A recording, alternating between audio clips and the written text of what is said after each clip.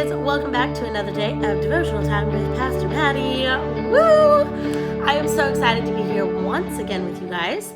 Now, as we dive in, don't forget all of your supplies. You need your devotional sheet.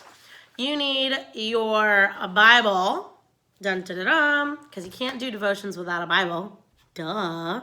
You need a pen or pencil to write things down, and you need your notebook. Your notebook, as we're going to dive into our soap. So there are a couple questions on your sheet, and you guys can fill those out anytime you would like.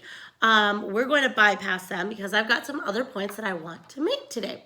So we're going to just dive on in, and today's verse comes from the book of Hebrews. Now, Hebrews is way towards the very back of the New Testament. It's among the very back in the Bible, so you can see it's really, really close to the end. And with that, all of the books start to get a little smaller, so be careful not to miss it. In fact, if you can see, I don't want to lose my pace, in my Bible, Philemon is like one page, and then you go right into Hebrews. So when you're flipping there, try not to pass it. But you're going to be in Hebrews chapter 10, verse 30. So Hebrews chapter 10, verse 30. So make sure you get to Hebrews, and your chapter number is that big number. Your verse number is the tiny baby number. And I'm continuing to read out of the ESV version, and so it may sound different than yours, and that's okay. All right. So Hebrews chapter 10, verse 30 says, "For we know him who said, 'Vengeance is mine, I will repay.' And again, the Lord will judge his people." Okay?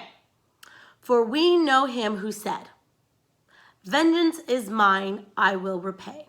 And again, the Lord will judge his people. Very interesting. Vengeance is mine, I will repay. So who do we think they're talking about? If you answered Jesus, you would be correct. If you answered squirrel, that's the wrong answer. Jesus, or our Heavenly Father. Now, is it our job to judge? No, it's not. However, sometimes it seems easy to judge people. Like, oh my goodness, do you see that top they're wearing? Oh, what about that like water gun that they have?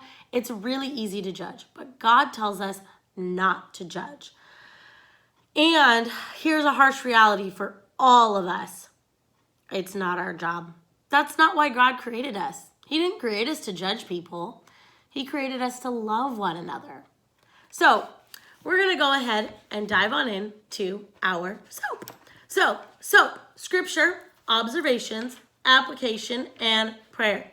Remember, we write out our verse, we observe some things from the verse, we apply it to our lives, and then we write a prayer. All right, here we go.